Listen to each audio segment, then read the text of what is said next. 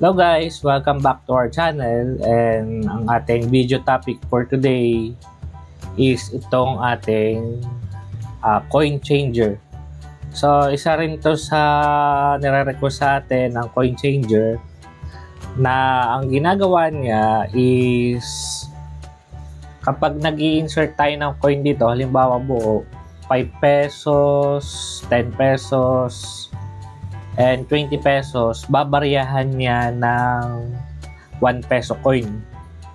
So dito sa ating video tutorial, i-discuss natin ang mga connections at ang process kung paano ba siya nagana. Dito sa ating diagram, makikita natin na mayroon tayong coin acceptor. Okay? So ito yung universal na coin acceptor. So sa mga coin changer, madalas na ginagamit ng iba is yung bill acceptor na tinatawag. Yun yung natanggap ng mga paper bills. Pero dito sa ating video for today, since wala tayong bill acceptor, ang gagamitin natin is yung universal coin slot. Basically, same lang naman sila ng function ng bill acceptor. Same lang sila ng output, via pulse ang output nila. Ang pinagkaiba lang nilang dalawa is itong ating universal coin is coin lang ang kanyang tinatanggap. Kung sa pulse naman, 'di ba, nagseset din tayo ng kung ilan ang pulse ng kada coin. Makikita niyo mayroon din tayong tutorial for calibration ng ating coin slot. Makikita nyo doon na kung paano natin isineset yung ating number of pulses per kind of coin. Okay? So, same lang din sa ating bill acceptor. Dahil ang ating bill acceptor, pwede ka rin mag-set ng number of pulses depende sa kung anong bill mo. Halimbawa, meron pa tayong 20 pesos, pwede natin iset yun ng 1 pulse. Ang ating 50 pesos, pwedeng 5 pulse, ang 100, 10 pulse, yung 1,000 at 500, pwede rin natin iset na kung ano man. Pero, I suggest na hindi huwag masyadong maraming pulses. Kasi halimbawa, pag 1,000 at ginawa mong 100 pulses, ay sobrang bagal ng response ng ating system. So, pwede yun na pag 20 pesos ay 1 pulse, pag 50, 2 pulse, pag 100, 3 pulse, 500, 4 pulse, and so on. Depende na lang kung anong pulses ang gagamitin nyo sa inyong system. Dito sa ating diagram, ang nabago lang natin is yung ating connection ng interrupt pin. Since ang ating coin hopper board ay nakakonekta na sa pin 2, yung signal ng ating coin slot is nakakonekta yan sa pin 3. Kasi yung pin 2 at 3, yun yung interrupt pins ng ating Arduino Uno. Kung napanood nyo yung ating coin counter, yung ating button dito is nakakonekta yan originally sa pin 3. Pero since kailangan natin ng pin 3 for our coin slot, inilipat natin yan ng pin 5. Yung ating relay, solid state relay is nasa pin 4 pa rin.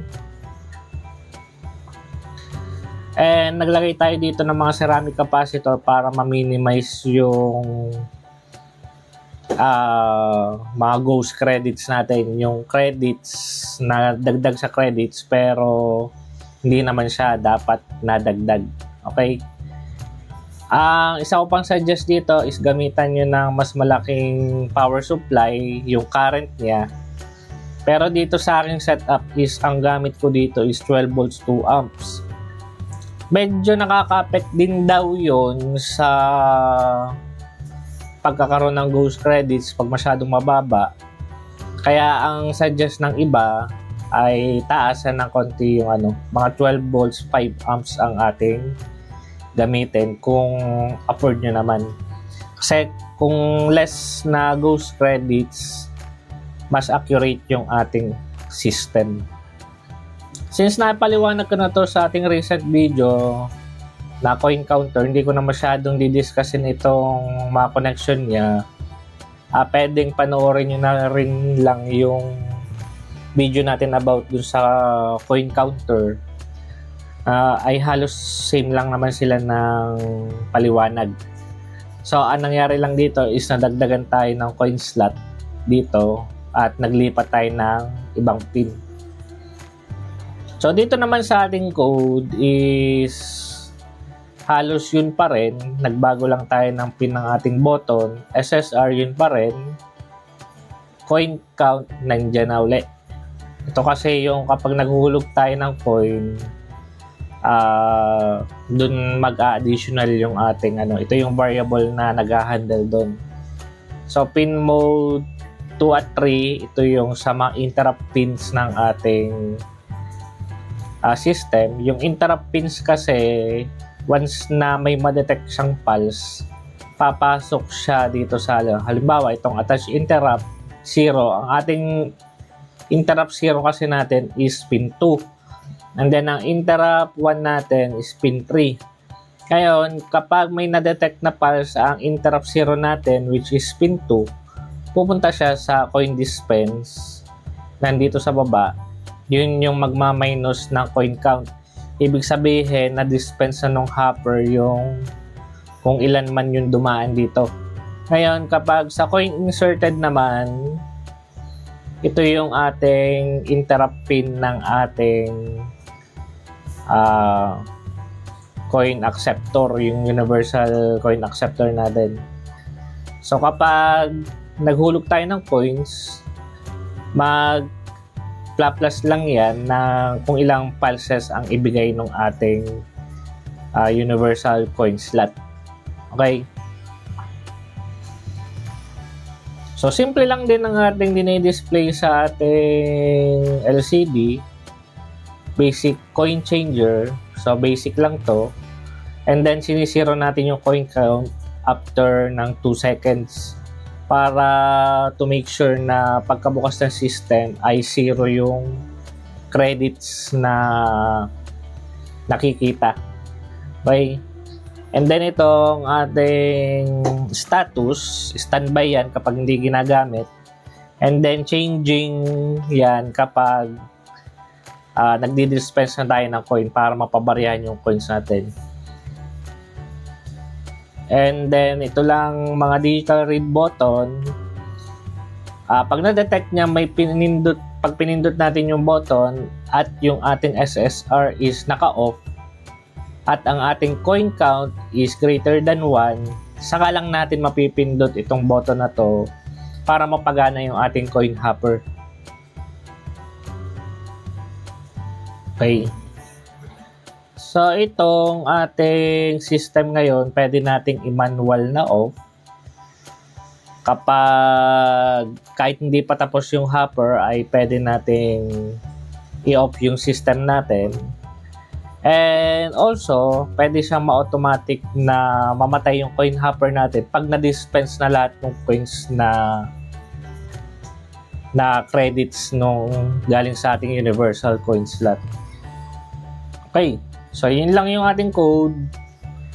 And then, move tayo ngayon sa testing ng ating system. Medyo maikli lang itong tutorial na ito kasi halos same lang naman yung connection sa code ng ating sa coin counter. So, dinagdagan lang to ng kaunti para maging coin changer. Sa ating testing, meron tayo dito na-connect na coin acceptor at saka coin hopper. So ito, puro piso ang laman nito. Babaryahan lang natin kung ano man yung ihulog natin dito sa ating hopper. Okay? So maghulog tayo ng 5 pesos. So dapat 5 pesos ang lalabas dito sa ating screen.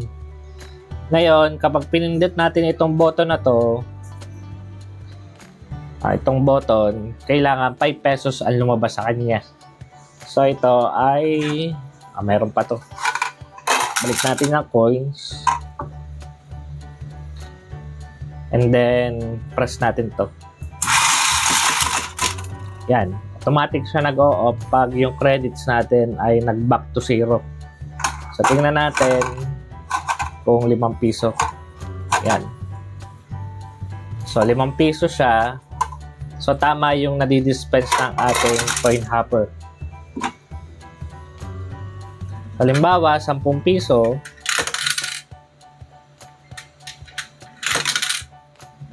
So, dapat 10 piso ang lumabas dun sa ating coin hopper pag pinindot natin to.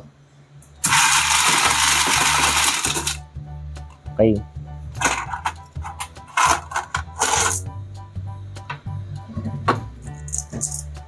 One, two, three, 4, 5. Ito medyo labis pa to kung tutusin. So, try uli natin. So, kapag nangyayaring sobra yung inyong nadidispense, mas maganda kasi ito medyo nagiging inaccurate minsan. So, try natin ulit. I'm sure naman hindi lang tayo nakakaranas nun, pero kulang kasi sa filtering na electrical noise itong sa ating coin hopper board.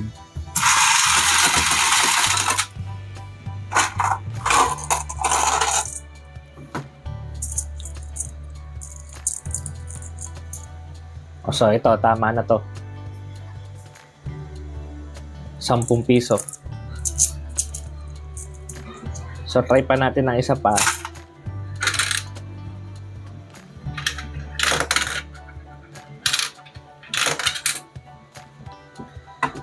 Medyo nagtataka kayo guys kasi itong 5 pisong dalawa lang aking sample dito. Kasi hindi pa calibrated ulit itong aking coin slot.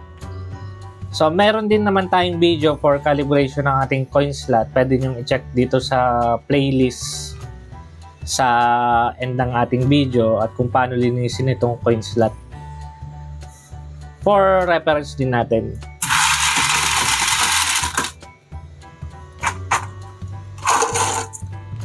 Okay. So, ito, tama rin.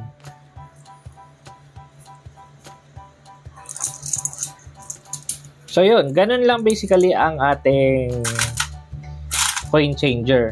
Pero kung medyo may extra kayong money, is pwede nyong palitan ng bill acceptor kasi medyo mahal din yung ating bill acceptor. Okay guys, yun lang para sa ating video tutorial for today and sana may natutunan kayo.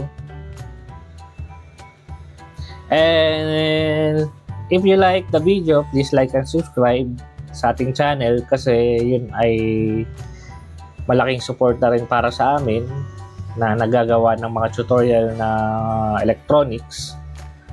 At kung may mga request kayo, don't hesitate na mag-comment dun sa comment section. And then pag-isipan natin kung pwede nating magawa ng video tutorial. Okay guys, bye-bye na muna.